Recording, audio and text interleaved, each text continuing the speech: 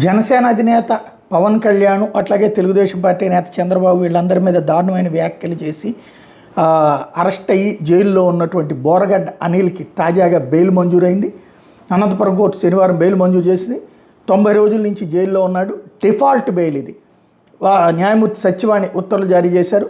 ఇందులో స్పెషల్ ఏంటంటే వాస్తవంగా దీని మీద ప్రభుత్వం తరపున వాదనలు వినిపించడంలో బోరుగడ్డ బెయిల్ పిటిషన్ మీద విచారణ మీద ఏపీపీ ఈశ్వరమ్మ సమాచారం ఇవ్వలేదని పోలీసులు చెప్తున్నారట. ఈ విషయాన్ని వాళ్ళు ఉన్నతాధికారుల దృష్టికి తీసుకెళ్లారు.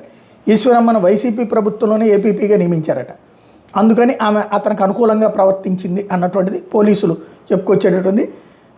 ఈ కేసులో అరెస్ట్ అయిన అనిల్ రాజమండ్రి సెంట్రల్ జైల్లో ఉంటూ ఓ పక్కన హైకోర్టు మొన్ననే ఇతను బెయిల్ అడిగితే ఇతను వాళ్ళ అమ్మకి బాగాలేదని చెప్పి తప్పుడు సర్టిఫికెట్ ఇచ్చాడన్న కారణంగా ఆ బెయిల్ని పక్కన పెట్టింది.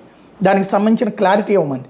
ఈ లోపుగా డిఫాల్ట్ బెయిల్ 90 రోజుల లోపు కనుక ఛార్జ్షీట్ వెయ్యకపోతే ఆటోమేటిక్గా బెయిల్ పొందే అర్హత ఉంటుంది. దాని ఆధారంగా బెయిల్ వచ్చింది.